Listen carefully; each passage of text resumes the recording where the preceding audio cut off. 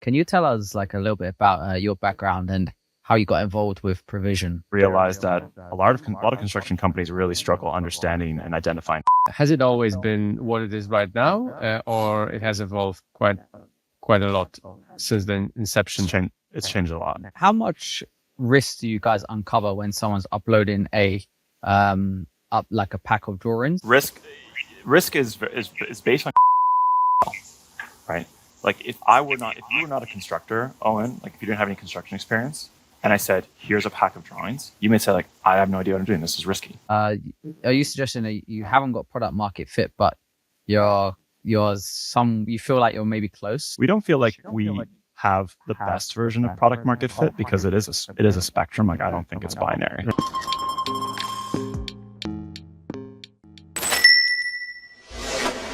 Hey everyone, and welcome to the Bricks and Bytes podcast, where we dive into construction and AEC technology.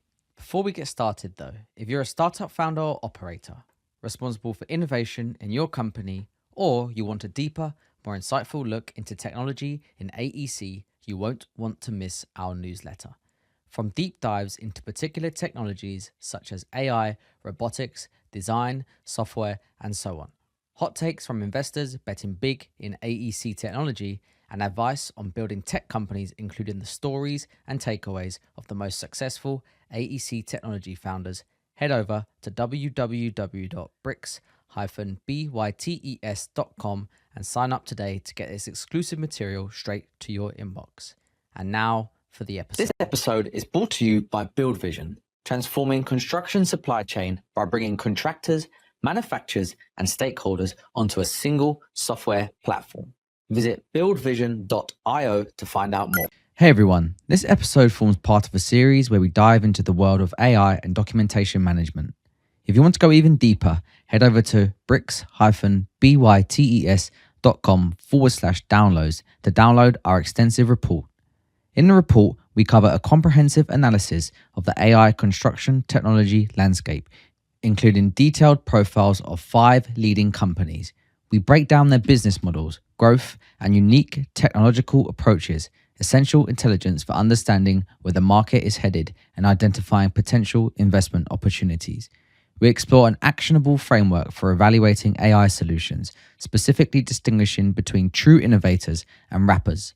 This helps you assess which companies are developing defensible technology versus those simply repackaging existing solutions, crucial insight for making informed investment or partnership decisions. We also look at real implementation case studies and ROI metrics from enterprise customers, including how companies like Gilbane are saving substantial sums per month in rework costs, and how others are achieving 80 to 90% time savings in contract review processes. These concrete examples help validate market potential and scalability. The report is particularly valuable for corporate venture teams, innovation teams, and construction project teams looking to understand where the real opportunities lie in construction AI. If you want to download the report, head over to www.bricks-bytes.com/downloads. But now for the episode. All right, Luigi and Brendan, we're happy and lucky to have the full crew of Provision today. So, before we get started, Brendan, you've obviously been on the show before. So let's fire this one straight to Luigi. And Luigi, can you tell us like a little bit about your background and how you got involved with Provision? Yeah, absolutely. So I'm a civil engineer by training. I worked at a multidisciplinary engineering firm and worked on large projects. Realized that consulting just wasn't for me. Just didn't find that there was enough innovation in the space to kind of satisfy what I was looking for. So I went into finance, worked at a private equity firm that invested in these large infrastructure projects, and there realized that a lot of construction companies really struggle understanding and identifying risk within their documents. So that was, for me, my first kind of touch point with the problem that led me to Provision. Sweet. Brendan? Yeah, sure. So I actually studied construction or quantity surveying in South Africa. Worked in industry for a few months and realized I was probably better at writing software than I was at doing quantity surveying. And so jumped into doing 2 different software companies in South Africa, and then met Luigi online, and I kind of had this idea to go back into construction. And Luigi had a great insight into like a document problem. And so we decided to work on it together, and I moved to Toronto. And 2 years later, here we are. Oh, bang. Okay, guys. So can you tell us, as briefly or as in depth as you like? We may stop you if you go on for too long, but tell us about provision. What problem are you guys solving? So we're solving a problem specifically for general contractors and subcontractors where they don't necessarily know what risks they're accepting when they move forward with a project. That's the problem in brief. Provision helps people identify risks and manage requirements, thereby helping them reduce the risk that they're missing something. That's how I would describe it. Brendan, what do you think? Yeah, exactly. And if I can Boom, ask on the further, same page. That's good news, I Very suppose. good. So identifying risks within documents, are we talking legal documents? Are we talking about engineering documentation? Are we talking about some other specification? What type of documents? Well, we're talking about project documents. So project documents, they span, a few different domains, right? You have legal, commercial, technical. What we want to do is allow contractors to upload their project documents, right? Which could include drawings as well. And we'll say, hey, there's these 15 failure modes that we've found that have affected people in the past. Here's very succinctly how this could affect you. And then here's what you should do. Here are the steps that you should take to mitigate it. So instead of them accepting the project risk up front, they can de-risk it or just say, hey, this project's not for us because it's way too risky. So the software is the most useful at the early stages of like tendering or around tendering, or does it also help during the construction itself? People have been using it for operations as well, which has been an interesting insight. We have customers who are currently using, let's say, Procore, for example. And what's interesting is that they've enjoyed the provision experience of both referencing the contract, finding information, keeping those risks front of mind. And so we see them using it in operations as well. But I would say our like the most useful part of provision is before you sign the contract. Mm-hmm. Yeah. Okay. So how like typically how does that process look right now? Is it mostly manual, and is there still kind of some manual requirement on behalf of the user whilst using provision, I should say? So right now, when someone uses provision, they upload their documents and we just show them the risk. Okay. The current process is I'm an estimator, okay, and I'm bidding on, let's say, a government project. Okay. So I receive those documents, I pore over them, I get addendum 1, I try and see what's changed, and I'm kind of constantly getting information, a drip of information, trying to understand and identify risk. So instead of that, this kind of manual, I'm getting documents, I need to see what risks have been introduced, we're just flagging things as they drag and drop their documents in provision. And then they use that to add information, most likely their comments, their plans, their tasks, and then they use that to de-risk the project.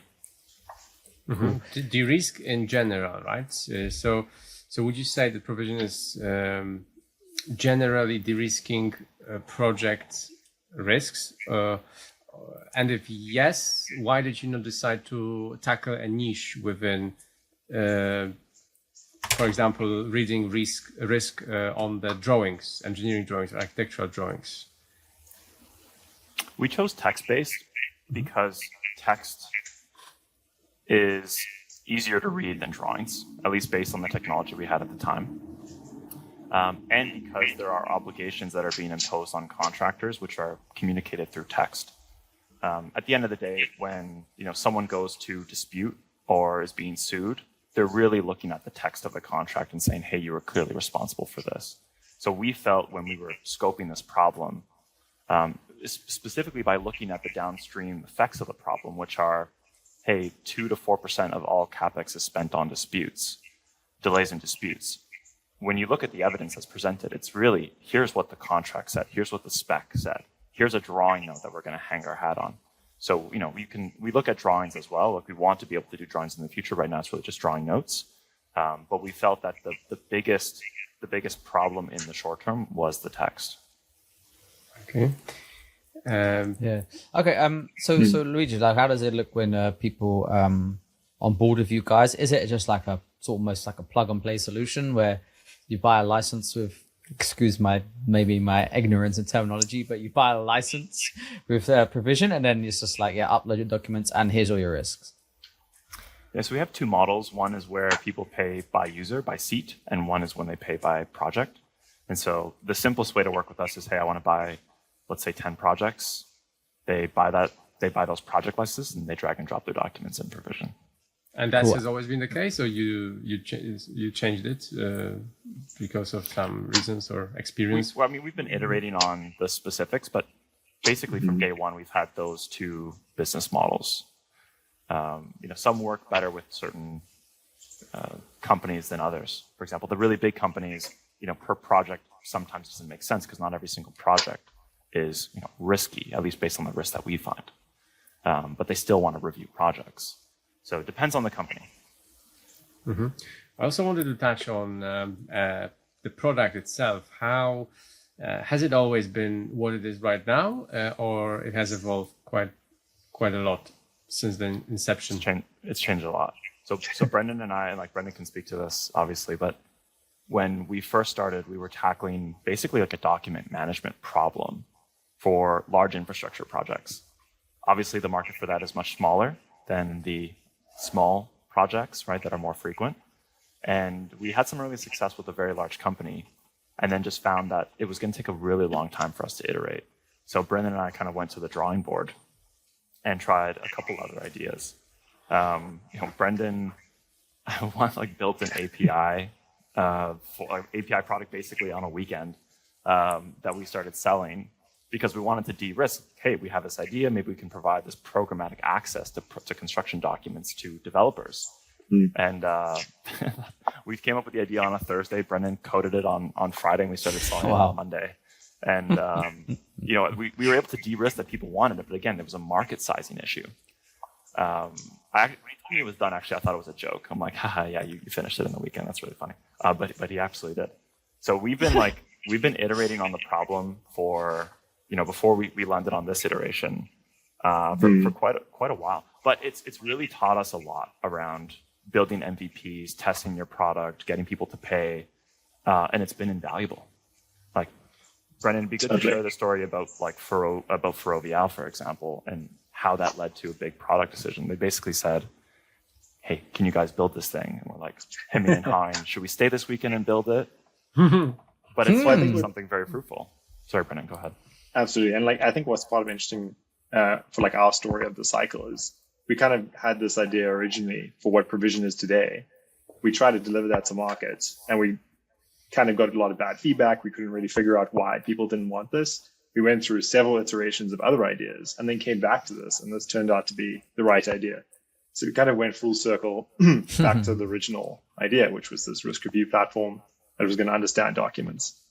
And I think it's a testament to the startup way to be able to say, go to a client, pitch an idea, they enjoy the idea and they have some requests, and then we try and break our backs delivering that thing to make sure that there's value.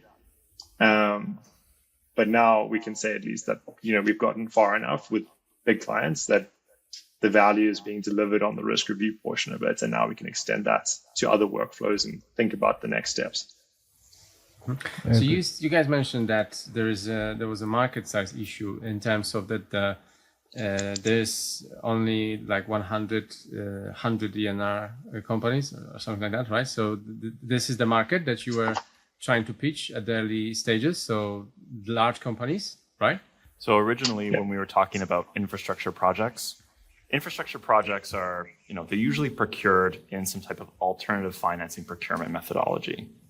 Okay. There are, at any given time in the world, between 1,000 to 3,000 major projects happening. So even if you're selling $10,000 a project, the market is just very small.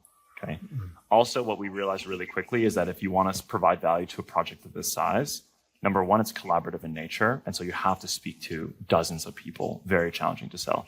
Two, these projects are mission critical. Usually, their contracts have provisions about data sovereignty, about where you can house the data, whether you're SOC 2 certified.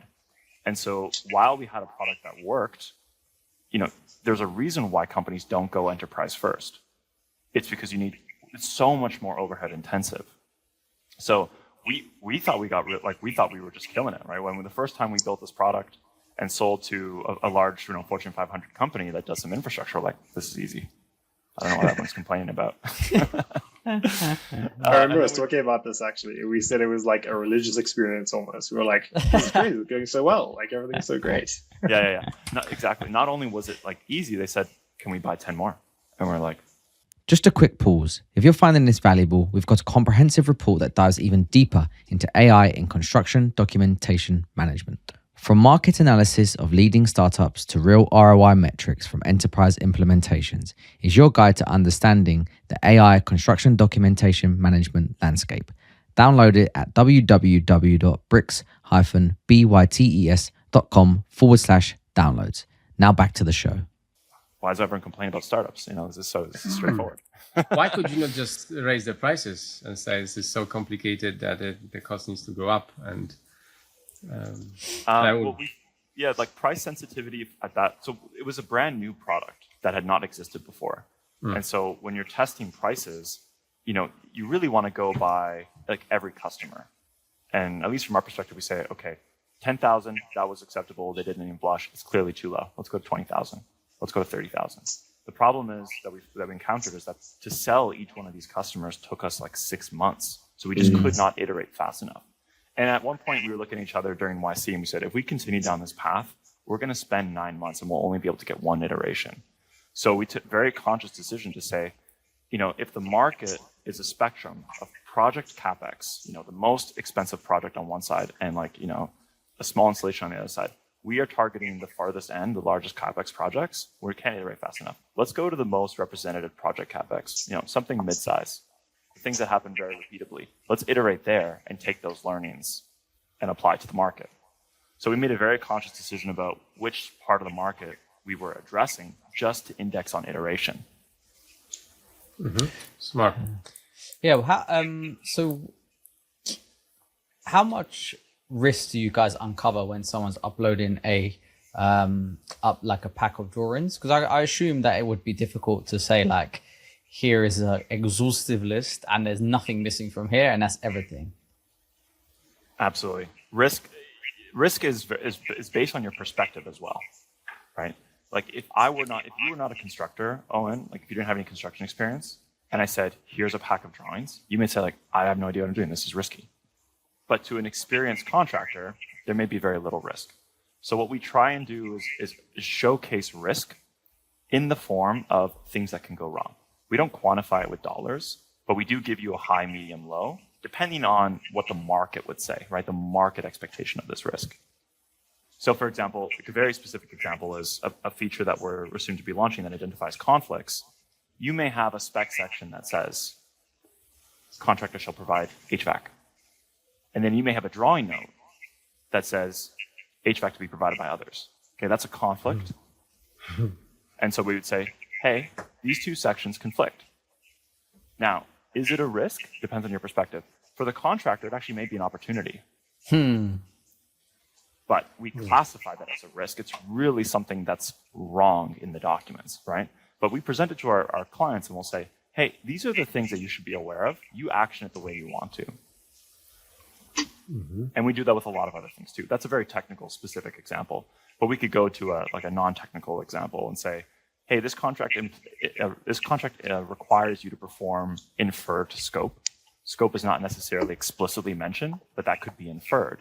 The risk is that the owner could use this as a blank check to say, hey, you should have been aware, right? Yeah. And then what we'll do is we'll say, hey, send this RFI or propose this red line, right?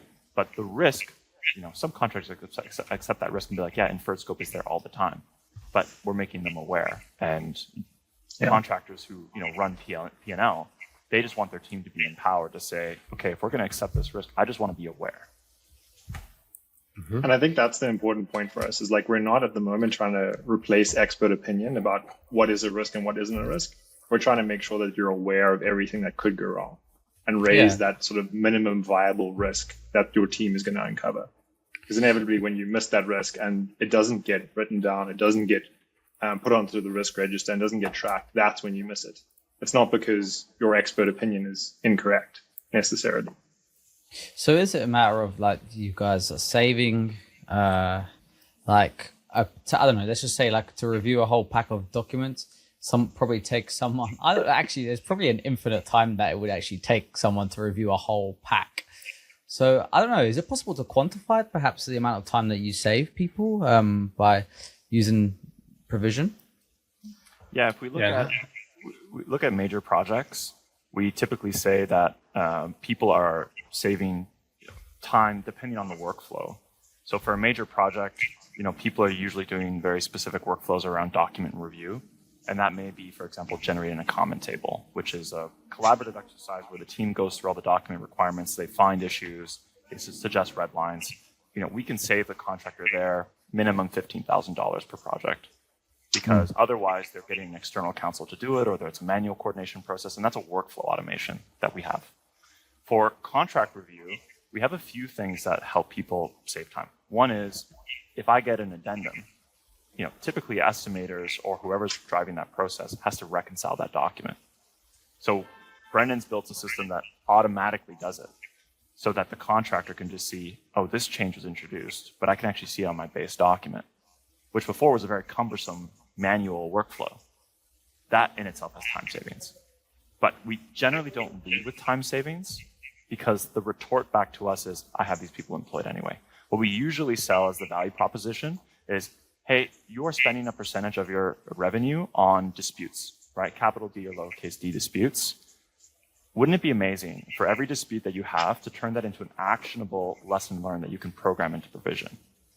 That way, when these things happen, you don't chalk it up to, shit, we were unlucky. We can turn that into our risk review process. And that's typically what we lead with, because people who carry their carry budget, they at least want to turn these things that happen in construction into a lesson learned.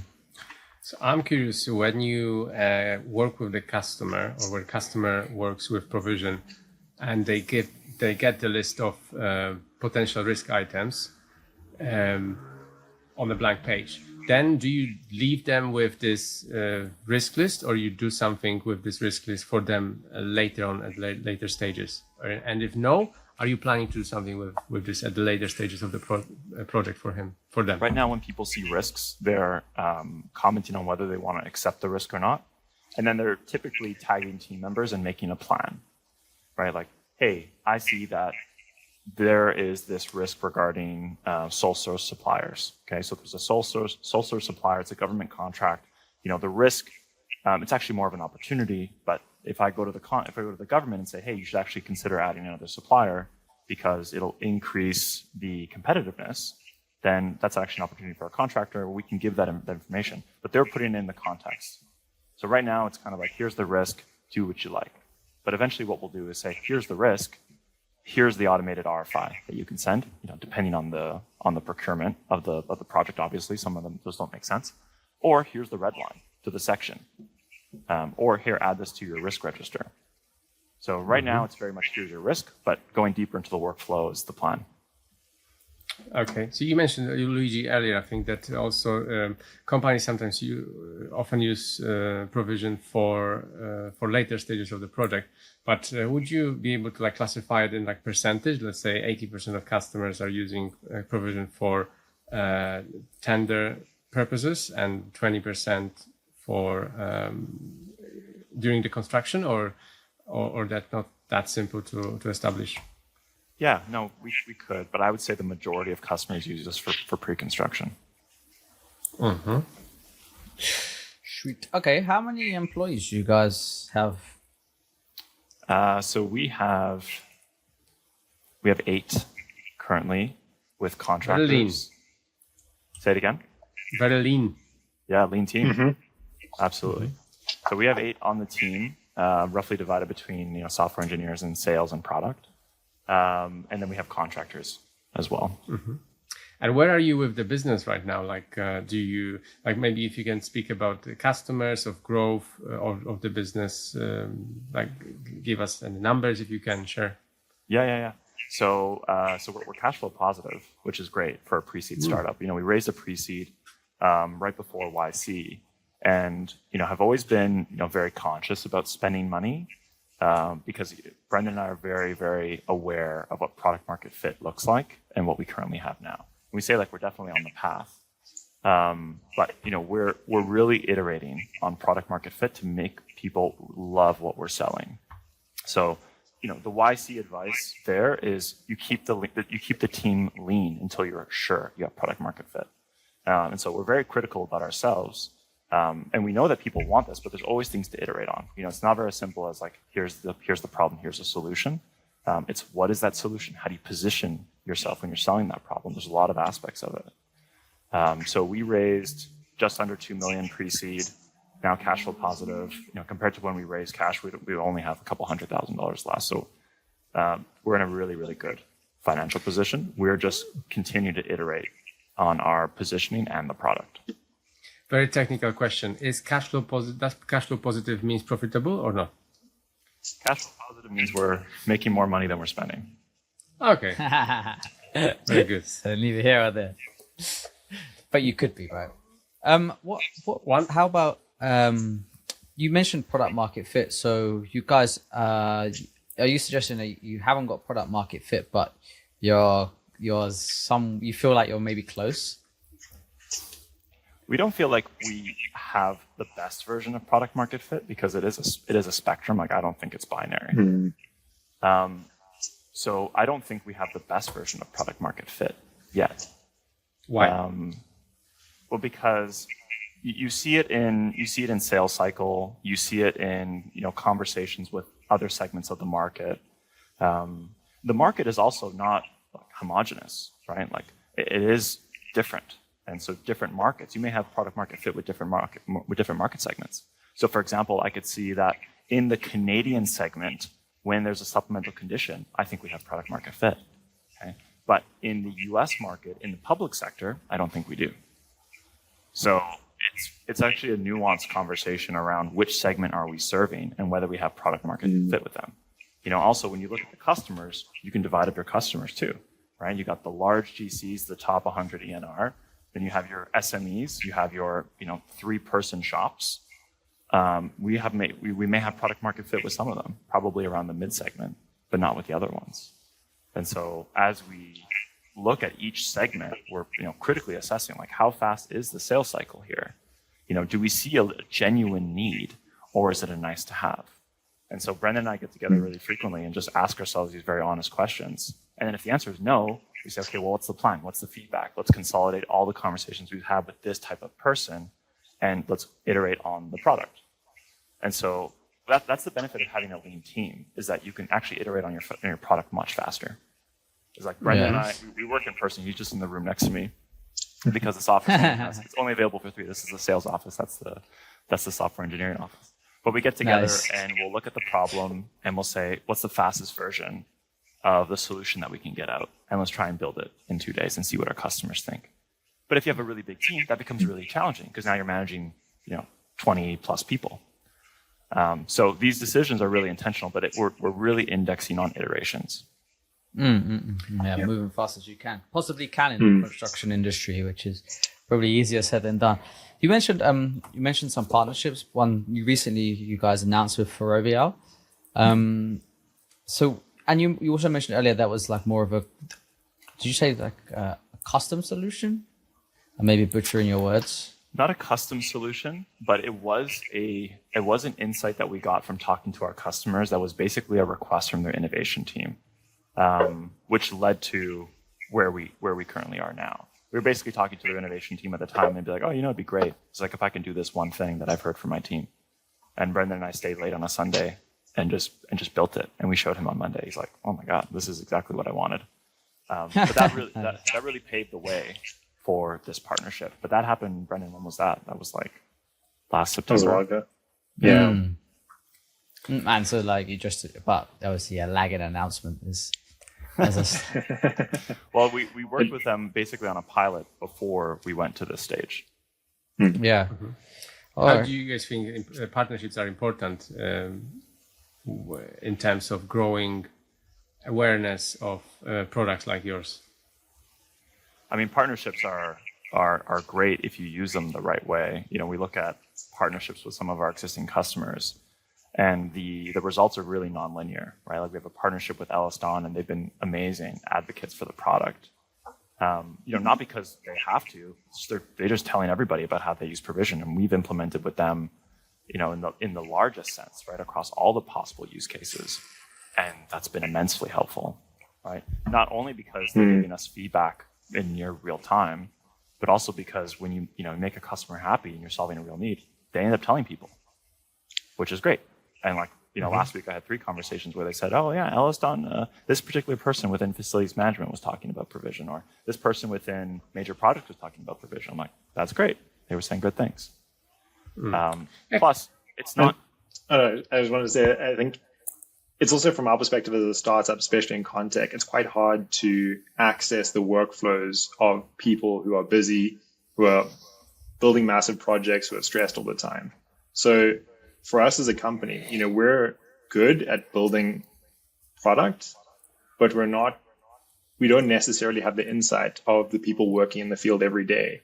And so building these partnerships is really about us being able to access those people, and for that company to be able to get cutting edge tools to work with all of these problems. So for us, it's really a case of we can go and speak to people who have these issues every single day, look at what they're using, look at what workflows they're following, iterate over a 2-week period and create something that's valuable for them. And the more we can go back and talk to them and get that feedback, the more quickly we can get to the point where this is valuable for them. Because at the end of the day, we're not trying to extract, we're not charging people for nothing. We're charging them for value. And so for our incentive, it's to create a valuable product. And hopefully for the company as well, that value is translating into their efficiency. It's saving them time. It's saving them money. So really, it's just, we're kind of a weapon for companies like Elliston to be able to offload the dev work and the product engineering and the bureaucracy of that to us so that we can quickly iterate and give them something useful. And then they can decide, we pay you or we don't pay you if we think it's valuable. And if we're good at our jobs, it'll be valuable and they'll pay us. If we don't deliver value, they're not going to pay us, which is at no risk to them. Yeah.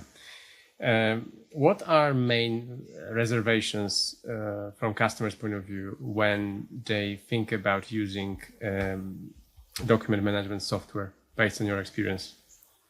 Is it the complexity of each of the companies? They're different. They just do things differently, or is it UX, or there's some other things? Maybe trust. Yeah. One of the things. Well, first of all, I wouldn't say that we're document management. I would say that we're a risk management more than document management, right? They just communicate the risk through document. It's a small point, but when we look at what we actually want to accomplish, is we really just want to eliminate this downstream effect of risks, which is delays and disputes. Those should go to zero, ideally, right? But you don't do that by getting rid of documents. You do that by making sure the risks are identified, that they're mitigated. So a small point there. The reservations, it depends on the customer.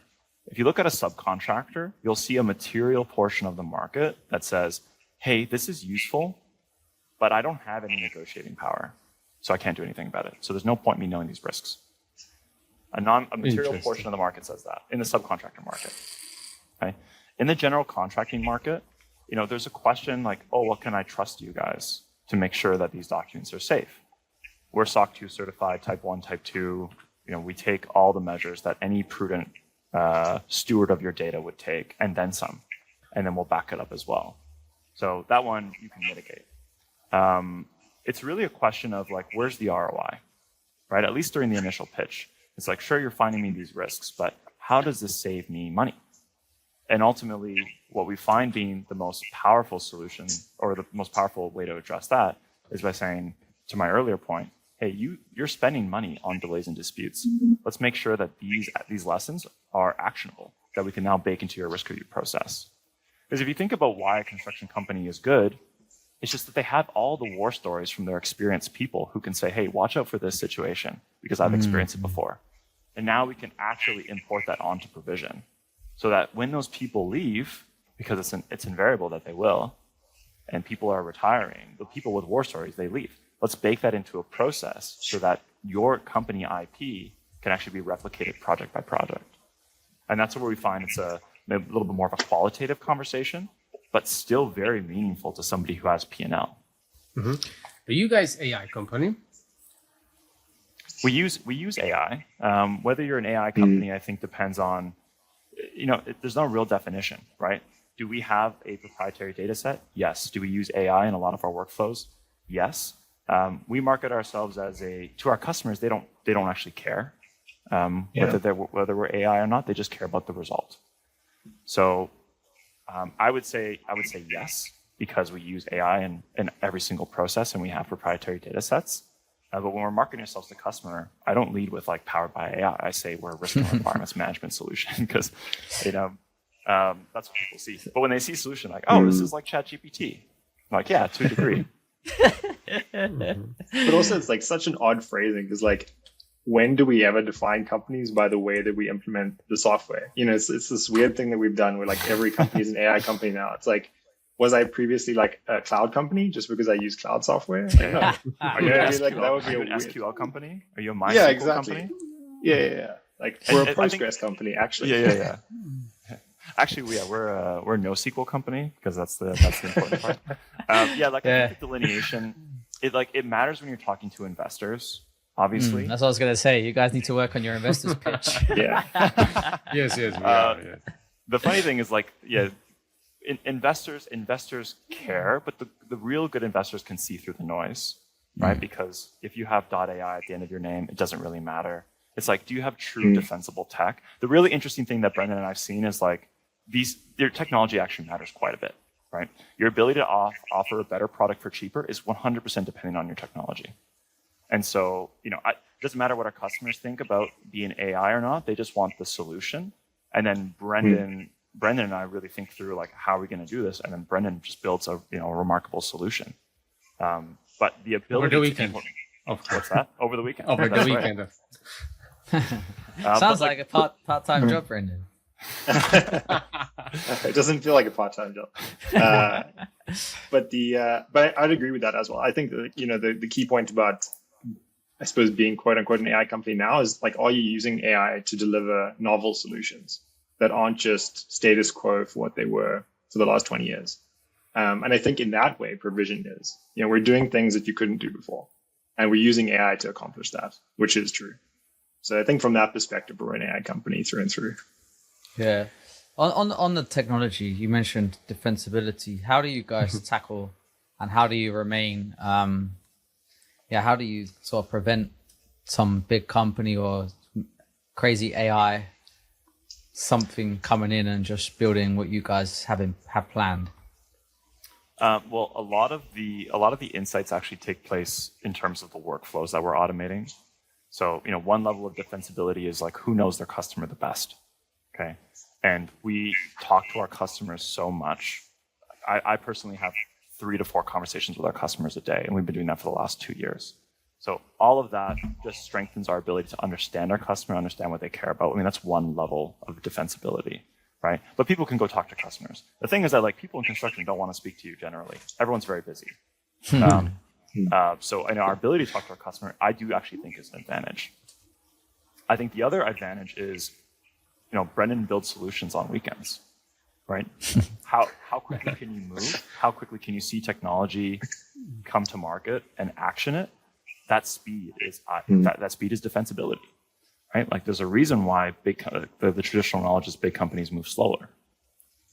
And then thirdly, like from an actual data perspective, when our customers upload documents to Provision, we don't use that information, but they give us a lot of feedback, right? Like they'll rate our answers. They'll say, hey, this was good. This was bad. That becomes part of the data set that we use to improve the efficacy of Provision across the different workflows. And we've amassed a giant data set of people giving us feedback. And that's really high quality. You can't just spin that up on a weekend. You need to have the brand, you need to have the positioning, you need to be deployed with your customers getting that feedback. Over time, that just gets better.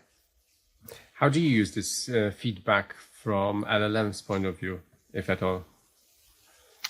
Well, when customers give us feedback, they may say, hey, this risk is good because it found this, and like, oh, this risk, I wish it could be better because I wanted to do this thing, right?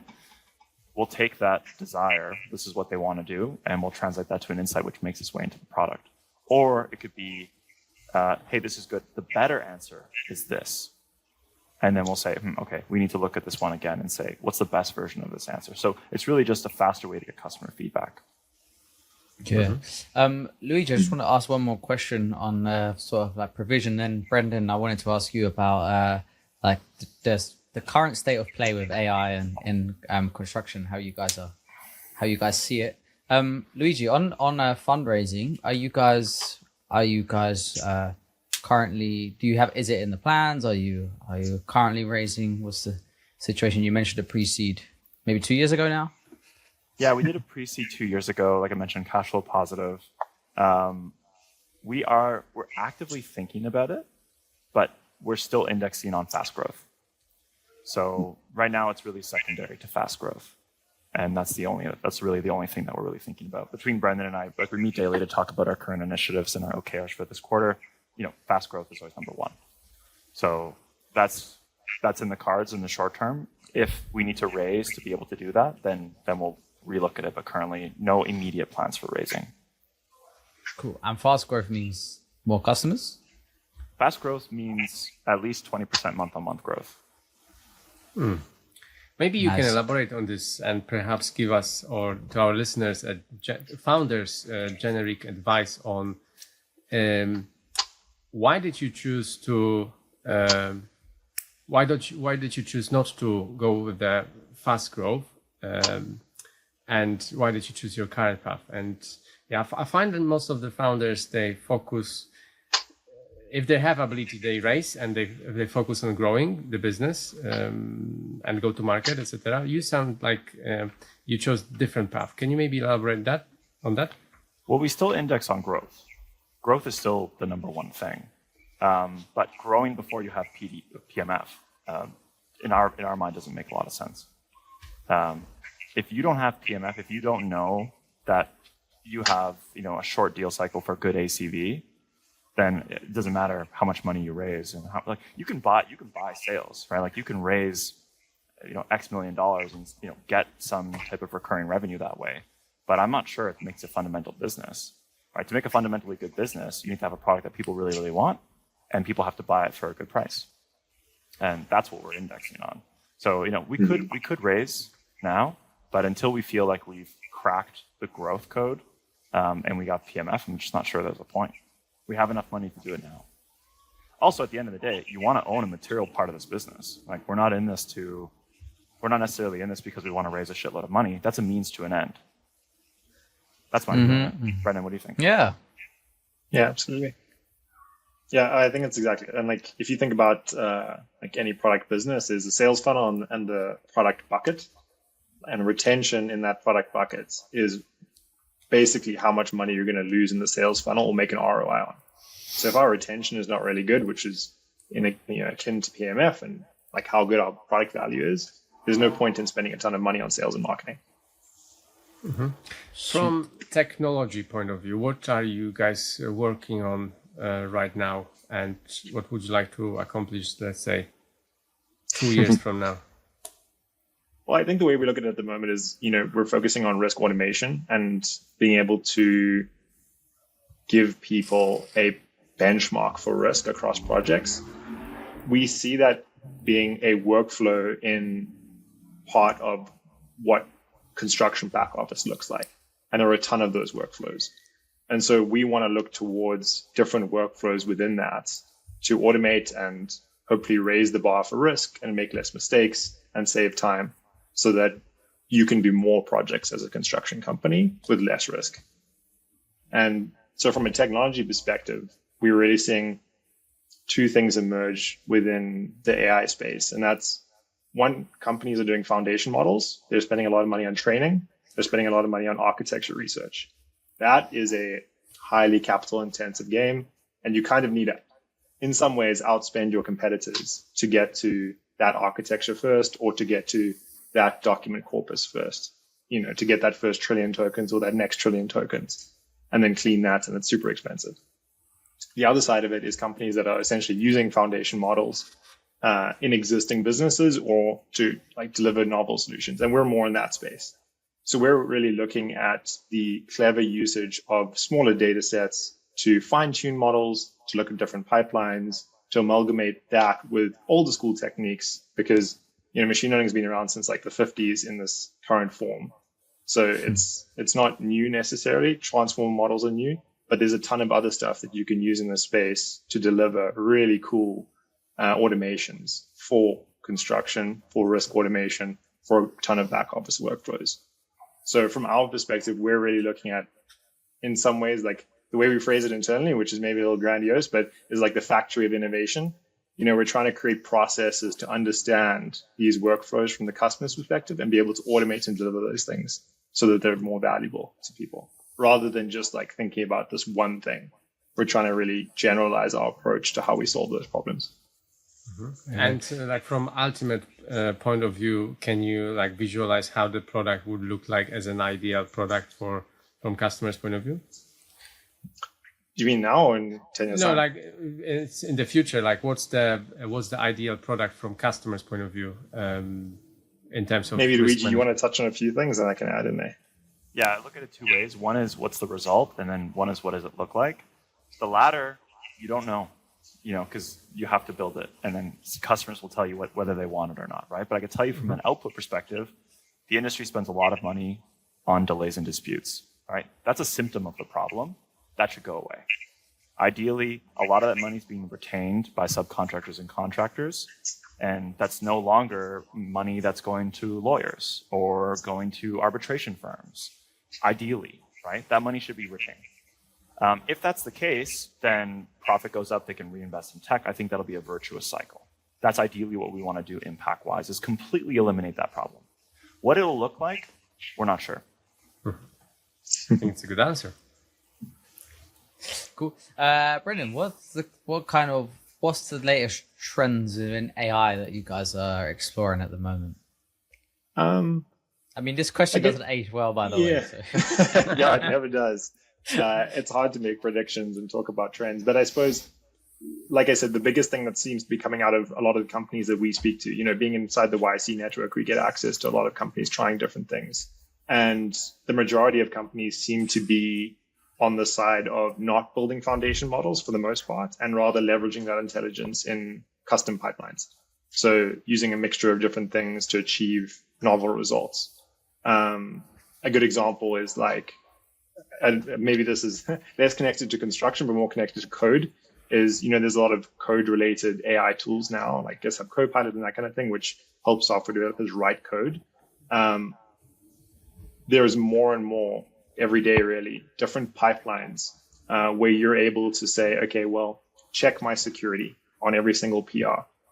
Previously, that was you had to write a condition for every kind of security incident you could think of, or every kind of security problem you could think of. Very difficult to get that right when you're writing hard rules. But LLMs, they bring in a way of saying, here's an example of a bunch of different security issues that we've seen in code before. Figure out if this new piece of code has that security issue or something like it. And you can kind of get this, I want to say like a soft or probabilistic approach to problems. That sort of robustness of decision making is really where we're seeing a lot of things come out in different startups and in different companies. They're using that robustness to create decisions that they couldn't do before. And so I think the trend in general here is that what was previously business automation had hit a wall to a certain extent with these hard rules. And now we're seeing business automation sort of exceed that, because now we can make decisions that are less hard. Yes, I strongly believe that reading the drawings will be like a breakthrough in general. If we can figure out how to read the drawings in the correct way and then magically apply LLMs and AI to it. I don't know how it looks like, but I just think that will be a major breakthrough for the industry. What are your thoughts on where we are with reading the drawings at this moment? Hey, Martin, by the way, it helps if people like you actually draw the drawings accurately. Yeah, well, I think that's part of it, right? Drawings are really, really difficult. Drawings are like a surprisingly difficult task. And again, it comes back to this thing of like the context of the person looking at the drawing. If you just think about what's involved in actually reading a drawing, and even if you took 5 minutes to try and write down the rules that you follow in your head to understand a drawing, it's actually really difficult. there's a lot of context and a lot of like, I want to say like squishy human brain stuff that goes on that is actually really difficult to nail down and say, okay, these are the rules that I follow. It's this line thickness that attaches to this corner. It's this, these number of fixtures. I mean, I remember back to when I was studying quantity surveying, like one of the courses we took was on reading drawings and also applying construction technology so that things that were left out of the drawings, you would include. Things that should be included in the estimation, you include because you know that it's meant to be there, not because it's in the drawing. Baking that sort of intelligence into AI to actually analyze drawings and look to that level, extremely difficult. A lot of what we relied on with GPT is an insane amount of text, right? Like the internet, the world over, every single textbook, using all of that just to get what we get now. And you still get hallucinations. You still get illogical sentences being created. We have a order of magnitude less drawings in the world than we do text in general. So solving this problem is definitely like a non-trivial issue. I'm not entirely like, I don't think it's obvious to anyone how to solve this problem, but it will likely be more based on formats like BIM, where things are a little bit more exact. They're computer readable. Architectural drawings are not really great for computers. They understand BIM a little bit better, where things are connected, things are digital native. They're not printed in 2D, that kind of thing. How about you take this problem over the weekend and you come up with something? I bet you he would. You challenge him now. Yeah. Some problems are not 2 days, but it would be fun. Maybe we'll do a hackathon for that. Yeah. Oh, wow. Hey, that's a great growth strategy. Provision hackathon coming near you. Coming near you. Yeah, wouldn't be the first time. Oh, okay. Interesting. Guys, just conscious. I suppose we have one more question because we have 5 minutes left. So, I asked this one yesterday and it was off the cuff. But Luigi, if you had one word to describe Brendan, what would it be? And vice versa, Brendan for Luigi. Tenacious. Oh my goodness, ridiculous. That's a good word. No, It's a strong word. Same answer as yesterday. No, we had the same answer yesterday. Tenacious? Yeah. Yes. Okay. Put me on the spot. Cool. I would say like very high integrity. I know that's not one word, but that's sweet. That's what I want to say. We get it. Sounds good. Okay, guys. Thank you so much for joining us. Where can you tell people where they could find out more about you? Yes, they can reach us at getprovision.co and sign up if they want a demo. Other than that, they can reach out to our emails, Luigi and Brendan, respectively, at getprovision.co. Thank you very much. Thanks, James. Great chatting. Thank you. Thanks, guys.